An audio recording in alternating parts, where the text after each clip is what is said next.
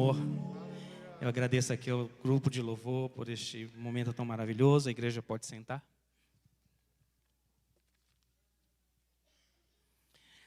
Nós estamos aqui adorando a este Deus tão maravilhoso. Um Deus que nos amou primeiro. Na verdade, não fomos nós que o amamos para que Ele enviasse o seu Filho para morrer por nós, mas sendo nós ainda pecadores, Deus enviou o seu Filho para morrer por nós. Ele nos amou primeiro. E por isso não há realmente nada que seja melhor, nada que seja tão maravilhoso quanto o nosso Deus. Amados e queridos irmãos, nós vivemos numa sociedade que tem muitas pressões, mas uma coisa não mudou.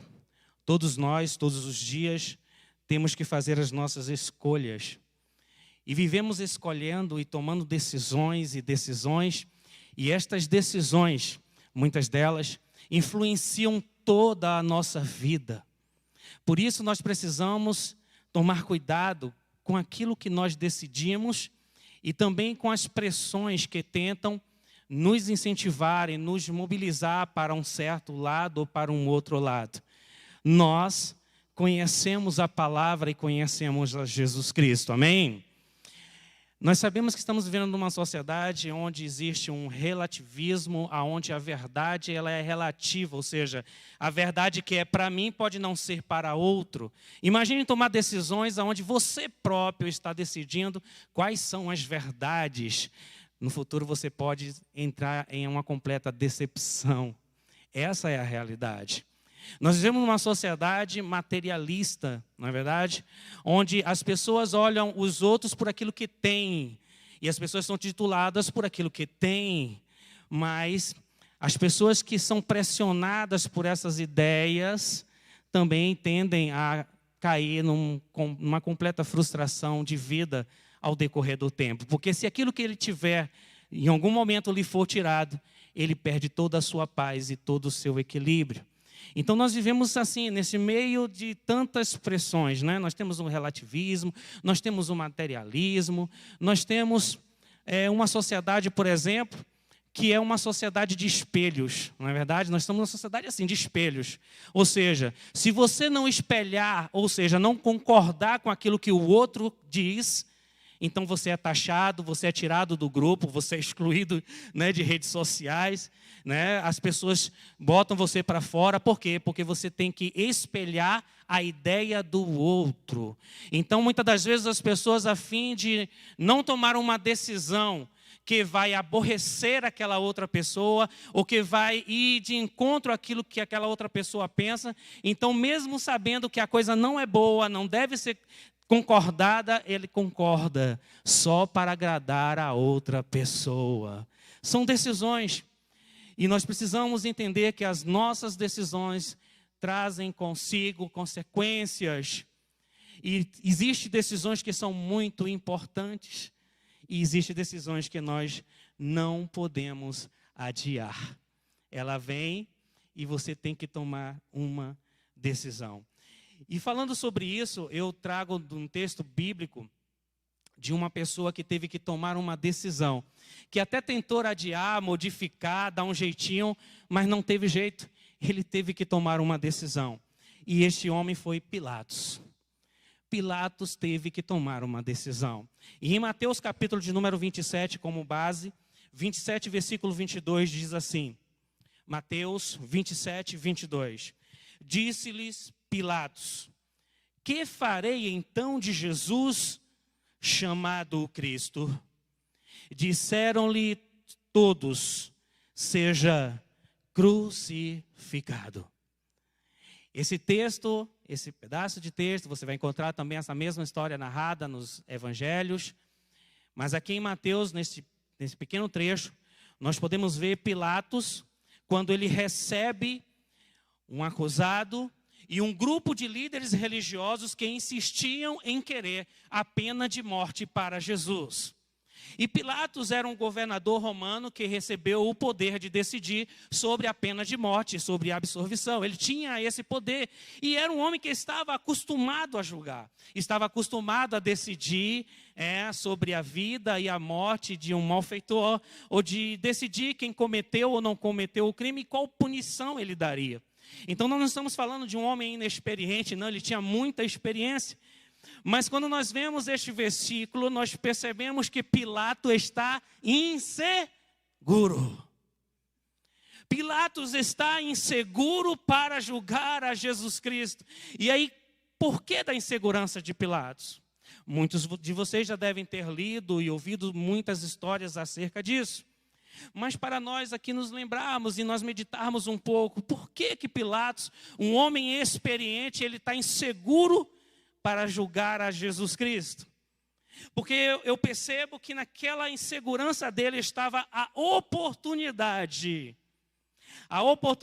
que vem sendo, que se origina ali, quando ele percebe que Jesus, primeiro, era inocente e diferente de todos os outros acusados que um dia ele julgou. Porque enquanto as acusações vinham para Jesus, Jesus estava calmo. Jesus estava convicto, estava sereno, estava tranquilo. Ele não lançava flechas nos olhos, pedindo clemência ou dizendo, eu sou inocente. Jesus estava aceitando, tranquilo. E aquilo então comoveu Pilatos. E Pilatos viu que ele não estava julgando alguém comum. Ele percebeu que a seara a qual ele se encontrava naquele momento era diferente. Ele precisava saber que decisão ele deveria tomar. Essa insegurança de Pilatos foi para ele uma oportunidade, porque ele percebeu que Jesus era diferente dos líderes religiosos sanguinários que queriam a morte de Jesus a qualquer custo. Pilatos viu que Jesus, ele era diferente. Mas quando nós lemos no texto em João, quando você lê esta mesma história em João, em dado momento, os judeus declaram para Pilatos que a principal acusação que os líderes religiosos tinham contra Jesus era que Jesus se declarava filho de Deus. Foi aí que você vai encontrar escrito na Bíblia. E Pilatos ficou atemorizado. E Pilatos ficou amedrontado. E Pilatos, ao ver a reação e as atitudes de Jesus, sendo acusado e tranquilo, e ali aceitando, como alguém aceitando tudo, diferente de todos aqueles que ele já havia julgado alguma vez, Pilatos, ele para e diz, espera aí, quem é esse homem, afinal de contas? A quem vocês estão querendo que eu decida que seja morto? Aí Pilatos vai dizer, deve ser inveja. Eu imagino que Pilatos talvez tenha ouvido algum relato sobre Jesus. Ele curou, ele ressuscitou, ele alimentou uma multidão. E talvez ele não cresce naquilo, mas ele ouviu os relatos. Ele disse, quem é esse homem? E Pilatos então tenta de todas as maneiras evitar a situação. E então, além de tudo isso, a esposa de Pilatos tem um sonho e manda um recado no meio do julgamento. Aí agora é que Pilatos entrou na completa insegurança e ela dizia para Pilatos, olha, não se mete na questão desse justo, porque nesta noite hoje muito sofri por causa dele. Veja que situação, irmãos. Pilatos era um governador, tinha um status, tinha uma posição, sua posição era muito alta, mas Pilatos estava de frente com a verdade. E embora ele tivesse o poder de julgar, e embora, independentemente do julgamento dele, Jesus seria crucificado, mas cada um naquele evento tinha que escolher qual seria o seu papel, e com Pilatos não foi diferente. No meio de um inverno terrível de mentiras, Jesus estava querendo plantar um jardim no coração de Pilatos, e deu para ele uma oportunidade, porque ele se comoveu. E diante de Pilatos está a decisão, o que decidir? E em João capítulo de número 18, 33 e 34 diz assim, e Pilatos perguntou a Jesus, tu és o rei dos judeus? E Jesus responde para Pilatos: tu dizes isso de ti mesmo? Ou disseram tu outros de mim? Sabe o que é que Jesus está dizendo? Pilatos, você quer saber realmente se eu sou rei? É você que realmente está desejoso em saber qual é o meu reino? Ou você está falando isso porque você está simplesmente replicando, falando aquilo que as outras pessoas falaram de mim? Em outras palavras, você quer conhecer a verdade, Pilatos? Aleluias! Eu vejo essa atitude de Jesus em meio a tanto sofrimento, já estava torturado, cheio de hematomas, mas não perdeu a oportunidade de plantar um jardim no coração de Pilatos, não perdeu a oportunidade de dizer: se você quiser a verdade, eu sou a verdade. E Pilatos está agora em uma situação extremamente complicada. Mas a resposta de Pilatos é a seguinte: ele diz, olha para Jesus e diz: porventura sou eu judeu? Ou seja, eu não quero saber. Ou é melhor que eu não saiba. E nós percebemos que esta insegurança que Pilatos, então, ele tem nesse momento de insegurança, era uma oportunidade que Pilatos teve de beber, de se purificar nas águas vivas, mas ele preferiu uma bacia para lavar as suas mãos. Pegou uma bacia com águas, simplesmente para se isentar, acreditando que subindo no muro e isentando-se de tomar uma decisão, ele não estaria tomando, mas estava assim. Aqueles que se omitem estão tomando também uma decisão. A água viva estava diante dele. A fonte de águas purificadoras estava diante dele. Ele tinha que tomar uma decisão. Aleluias. Mas Pilatos, ele resolveu continuar em suas dúvidas, porque Pilatos, naquele momento, estava ouvindo muitas vozes. Pilatos ouviu a voz para ceder, a voz da concessão, de ceder para Jesus, o direito que era de Jesus. Pilatos também ouviu a voz da conveniência, não é? Se eu fizer a vontade do povo, acaba esse tumulto. Se eu fizer a vontade deles, eu resolvo isso, embora eu não concorde, mas eu vou fazer alguma coisa. Não é as mesmas pressões que nós estamos vivendo? São as mesmas pressões para as nossas escolhas. E Pilatos estava ali, ouviu a voz da conveniência, ouviu a voz dos políticos, ouviu a voz da sua própria consciência, mas também ouviu a voz de Jesus suave e firme. Pilatos, nenhuma autoridade terias sobre mim se de cima não te fosse dada. Aleluias. Nas palavras de Jesus não há nenhuma persuasão.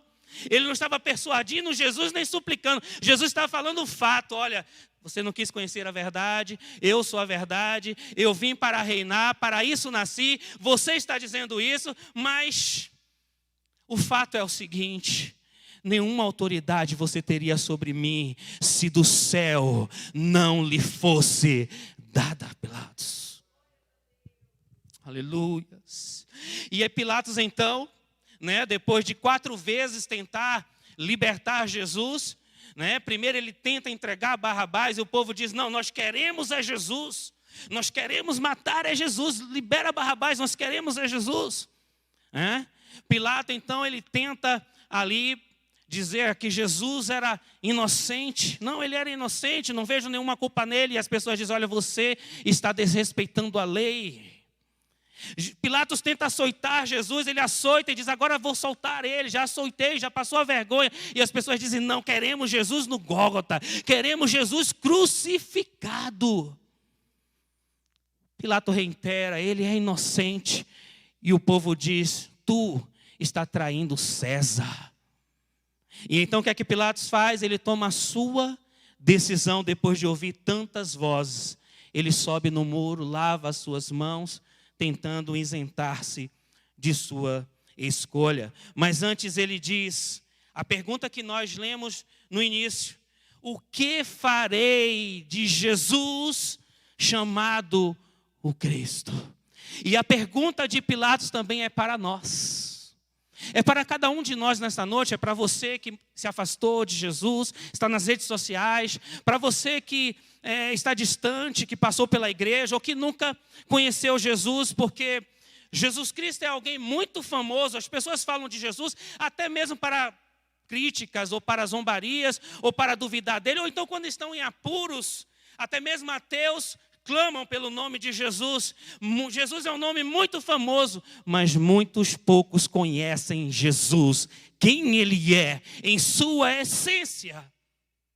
E esta é a mesma pergunta que também é para nós, para todos nós nesta noite. O que faremos de Jesus Cristo?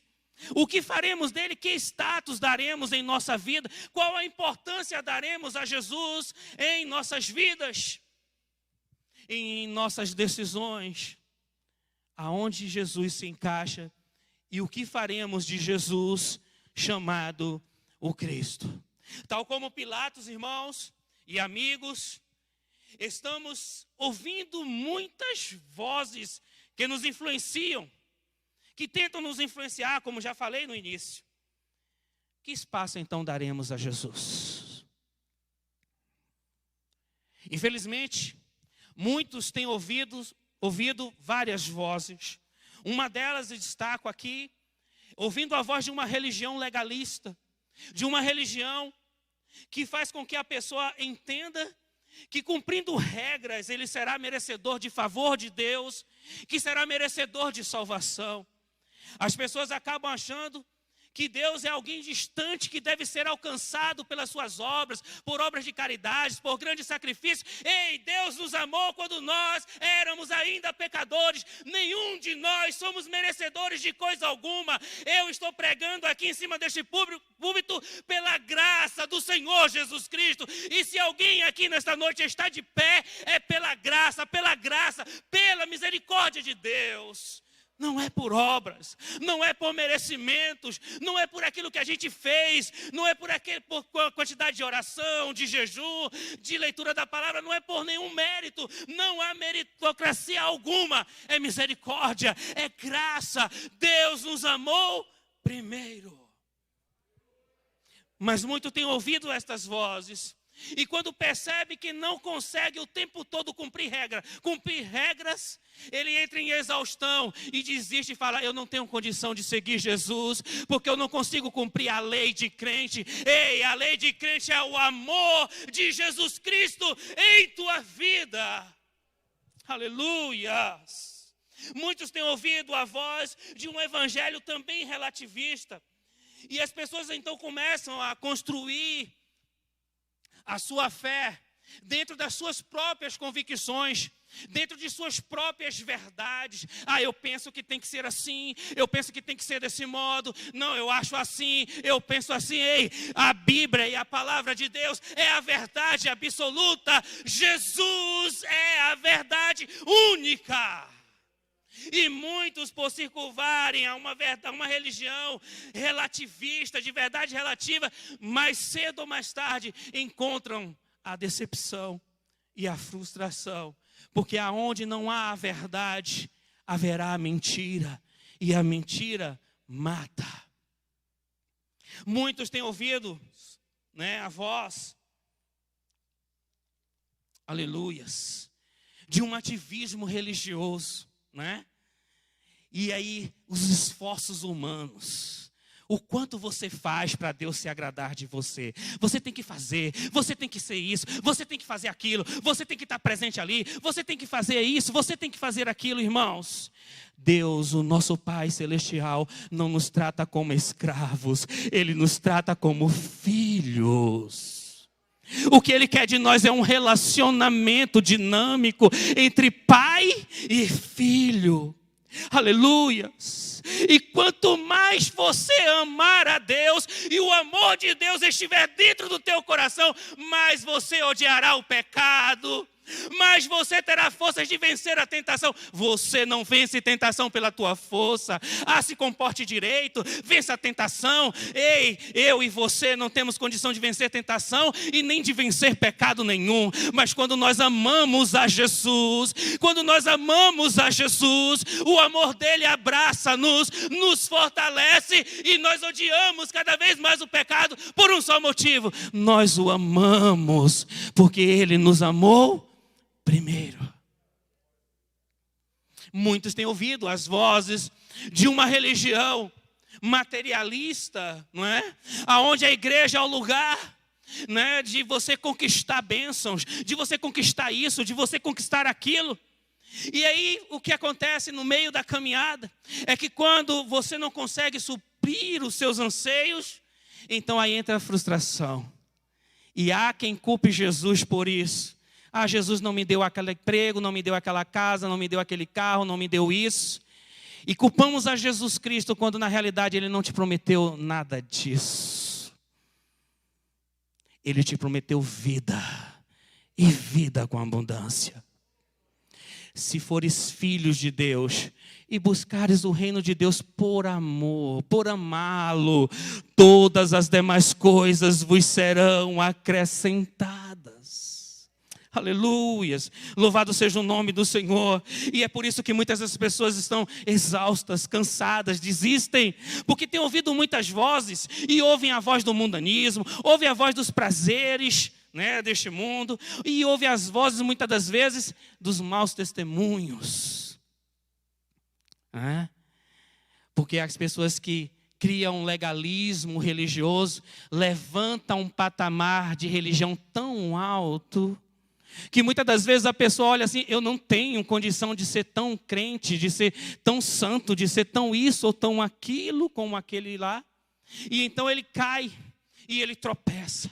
E depois que ele tropeça, ele diz: eu não tenho condição. E ele vai olhar para os outros, para ver se os outros também não tropeçam, para fazer uma comparação e dizer: será que é só eu que não consigo? E aí quando ele olhar para o outro, ele vai ver que o outro também tropeça. E aí vai vir a decepção, ele vai dizer: tudo é hipocrisia. Igreja, ninguém é santo, ninguém faz nada, só cobra para os outros fazerem. Ei, você precisa olhar para Jesus, que é o autor e consumador da nossa fé. Aqui não tem santos, aqui tem crentes indo para a santificação, que comete erros, que tem situações difíceis, que tem dúvidas, que podem pecar, mas que tem um Jesus Cristo que perdoa de todos os nossos pecados. Ele não exige, ele compreende você, ele nos ama como filhos. Mas muitos têm ouvido estas vozes e aí fica difícil tomar uma decisão. E a decisão de muitos é: eu não tenho como seguir a Jesus Cristo, eu não tenho como seguir nessa fé. Mas nesta noite eu quero aqui lhe dizer uma coisa, uma palavra: escute. Não as vozes deste mundo, não as vozes do materialismo, do relativismo, não a voz do legalismo, não. Escute a voz de Jesus Cristo falando ao teu coração. Aleluias. Escute a voz de Jesus Cristo falando ao teu coração. Não faça como Pilatos, ouvindo um monte de vozes e não sabendo o que decidir, resolveu lavar as suas mãos e ficar em cima do muro. E quando pensou que não estava fazendo uma escolha, na realidade ele estava escolhendo. Podia ter Jesus ao lado dele e mandou embora. Podia mergulhar nas águas purificadoras, mas preferiu uma bacia com água para lavar as suas mãos. Não seja igual a Pilatos, não façamos igual a ele, mas escutemos a voz de Jesus Cristo. E Jesus, ele fala para nós em João, no capítulo de número 14, versículo de número 6. Eu sou o caminho e a verdade e a vida.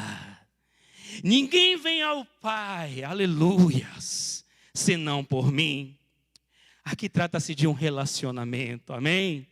Jesus está dizendo: olha, eu sou o caminho não é a verdade de vocês, o caminho não é uma religiosidade, o caminho não é o quanto você pode fazer para agradar um Deus que parece que está distante, que está irado contigo. Não, eu sou o caminho que te conduz a um relacionamento com o teu Pai Celestial. Não é a tua verdade, não é a verdade de quem quer que seja, ou de quem quer que queira imprimir uma verdade ou um conceito. Ele diz: eu sou o caminho, eu sou a verdade, e eu sou a vida. Ninguém vem ao Pai. Você não irá ao Pai pelas tuas obras de caridade. Você não irá ao Pai pelas suas atitudes, pelo seu bom comportamento. Você irá ao Pai através de Jesus Cristo, o Senhor. Pelo sangue de Jesus Cristo, reconhecendo que é pobre de espírito. Bem-aventurados pobres de espírito. Os que reconhecem que nada são e que nada podem fazer. Jesus, ele foi muito claro e enfático em dizer: sem mim nada podeis fazer. Aleluias. Trata-se de um relacionamento com o Pai. Trata-se de um relacionamento dinâmico com o teu Pai Celestial. Nesta noite, você que está escutando esta palavra, Jesus está te convidando para um relacionamento. Chega de ouvir falar de um Jesus. É necessário que você venha a Ele. E é assim que tudo começa. Em João, no capítulo em Mateus 11, 28, Jesus ele vai dizer: vinde a mim, todos os que estáis cansados e oprimidos, e eu vos aliviarei.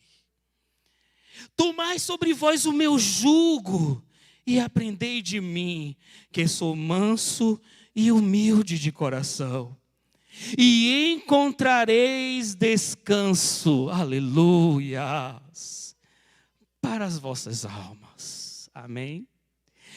O contexto que Jesus está falando isso é justamente contra uma religião legalista. A religião legalista dos fariseus, que impunham coisas, que criavam cercas e que separavam aqueles que não podiam praticar ou que não queriam praticar aquilo que eles praticavam. Mas Jesus está dizendo para mim e para você nesta noite: vinde a mim, todos estáis cansados de tantas pressões, de tantas mentiras, de tantas vozes, de tantas cobranças, de tantas exigências. Vinde a mim, todos os que estáis cansados de correr para um lado e para o outro, procurando felicidade sem encontrar, procurando alguma coisa em que se apoiar. Vinde a mim, diz Jesus, todos os que estáis cansados e oprimidos, e eu vos aliviarei. Aleluias. Não começa você praticando obra alguma, não começa você sendo bom, não começa você fazendo isso ou aquilo. Começa indo a Jesus, começa indo a Jesus, começa indo a Ele como pecador dependente, dizendo: Jesus, eu não tenho forças, eu não consigo acertar, eu não consigo fazer as coisas corretamente, mas eu te amo. Derrama o teu amor em meu coração. E quando você reconhece que é um pecador, o amor de Cristo, aleluia, te fortalecerá. Não começa indo, começa vindo para Jesus. Vindo para Ele, conhecendo quem realmente Ele é. Amém? É um relacionamento que o nosso Pai Celestial quer conosco. Então, vinde a mim, todos os que estáis cansados e sobrecarregados, eu vos aliviarei.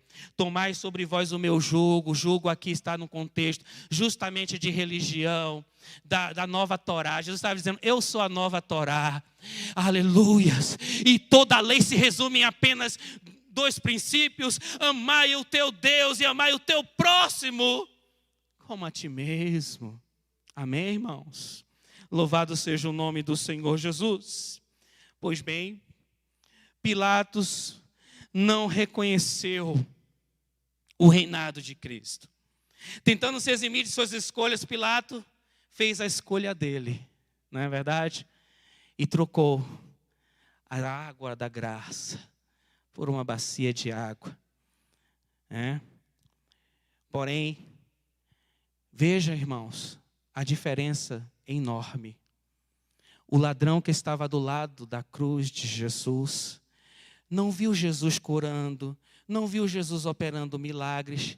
Ele viu um homem em dores, ensanguentado, as pessoas cuspindo nele. Ele estava se segurando para poder conseguir mexer os pulmões, para poder ter condições de falar uma palavra, porque a crucificação também fazia tirar o ar dos pulmões. E Jesus estava tentando ali falar alguma coisa, ensanguentado ali na cruz do Calvário. O ladrão olhou para ele. Eu não sei se foi a plaquinha de Pilatos. Muitos falam tantas coisas, mas Pilatos colocou a plaquinha lá. Eu não sei se foi através da plaquinha. Mas embora possa ser aquela placa uma indicação de que ele viu que Jesus era o rei, ele creu.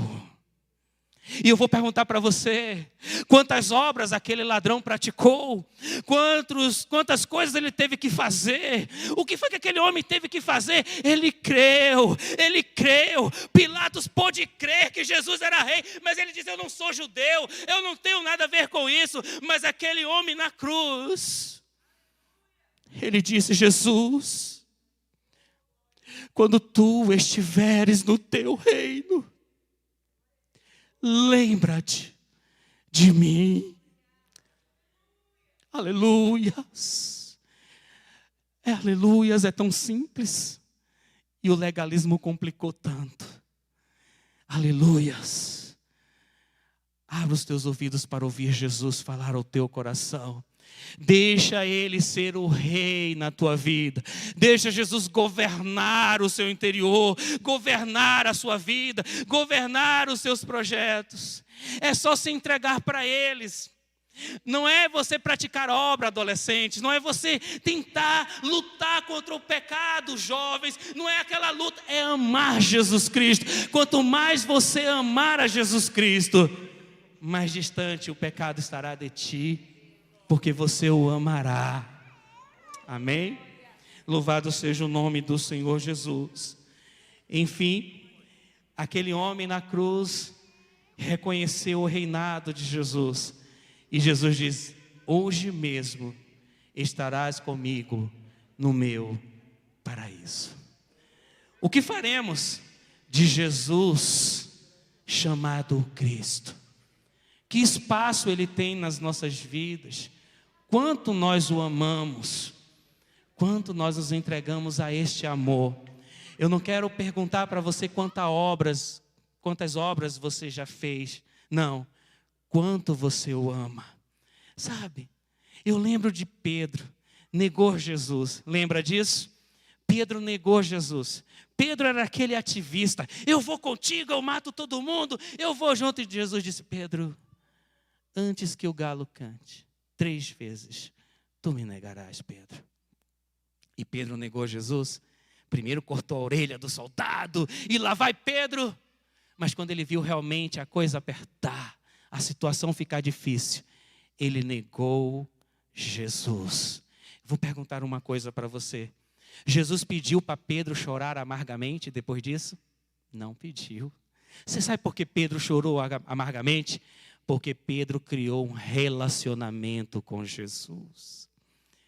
Ele não teve forças de vencer, mas ele amava Jesus. E Jesus, quando lavou os pés de Pedro e também os pés de Judas, Jesus estava dizendo: olha, as impurezas dos teus pés estão purificadas. Agora vocês não estão entendendo por que eu estou fazendo isso, mas logo, logo vocês entenderão. E Pedro chorou amargamente, não é verdade? Porque ele se arrependeu. Ao contrário de Judas, não é verdade? Judas também teve a oportunidade. Jesus, quando foi traído por Judas, chamou Judas de amigo. Jesus também tinha lavado os pés de Judas, mas Judas não criou um relacionamento. Judas retrata muitas pessoas que falam de Jesus, que já ouviu falar de Jesus, mas que não conheceu Jesus como Filho do Deus Altíssimo. Fica essa decisão para você nesta noite: conhecer a Jesus Cristo, entregar-se a Jesus. E quando Jesus retorna em sua ressurreição, e ele vai conversar com Pedro, ele não vai dizer: Pedro, eu lhe disse, viu? Eu falei para você que você não era isso assim, tão forte, tão decidido. Jesus não falou disso. Qual foi a pergunta de Jesus para Pedro? Pedro, tu me amas? Igreja, tu me amas? Igreja, tu me amas? Aleluias. Se amarmos a Jesus, venceremos as tentações. Se permitirmos que o seu reino venha sobre nós, Ele vai dirigir as nossas vidas. Não é a tua força, não é a tua capacidade, não é as tuas obras, não é o que você vai fazer. Jesus não exigiu nada, Ele somente compreendeu. Nós somos tão rápidos para exigir e muito lentos para compreender. Jesus compreende você, sabe das tuas dificuldades. E nesta noite eu encerro esta mensagem fazendo o apelo. O que você fará de Jesus, chamado Cristo, na tua vida? Você pode simplesmente fazer como Pilatos, lavar as mãos e dizer: isso não me interessa, isso não é para mim. Mas você pode fazer como aquele homem que estava na cruz e dizer: Jesus, eu te amo, lembra-te de mim quando entrares no teu reino. Há alguém nesta noite que gostaria de aceitar ou de voltar para Jesus Cristo? Há alguém aqui nesta noite que se afastou e que deixou a sua caminhada para trás e gostaria de voltar para Jesus?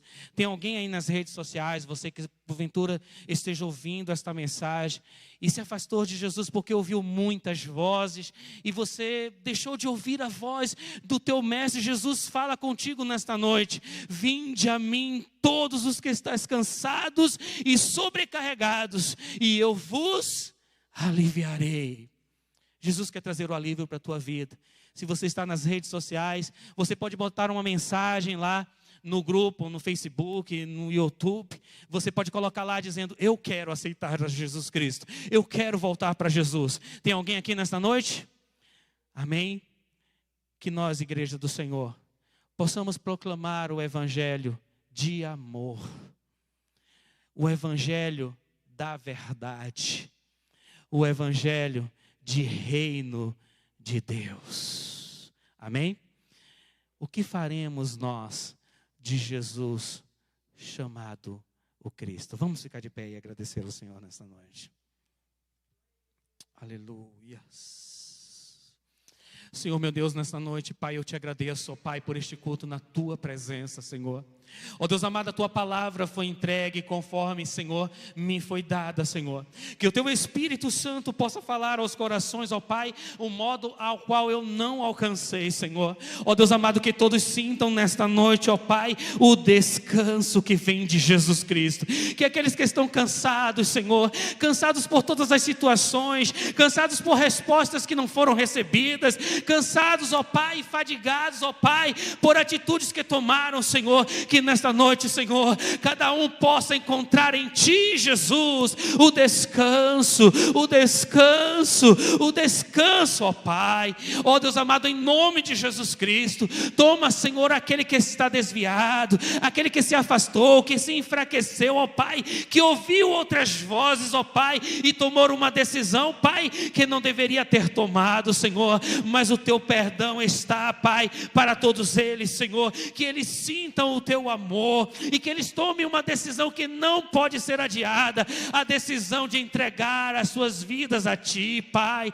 Ó Deus amado, em nome de Jesus, que haja paz, que esta semana seja uma semana de paz, seja uma semana de amor, seja uma semana, Pai, ó Deus amado, onde a paz que excede a todo entendimento guarde as nossas mentes e os nossos corações. Ó Deus amado e querido, eu te peço tudo isso em nome de Jesus Cristo, já crendo na vitória, Pai, da Tua igreja, para a glória e louvor do Teu nome. É o que eu te peço, ó Pai, em nome de Jesus. Amém. Que o amor de Deus, a graça do nosso Senhor Jesus Cristo e a consolação do Espírito Santo seja com todos nós. Juntos dizemos: dê a paz do Senhor ao seu irmão e vá em paz, em nome de Jesus.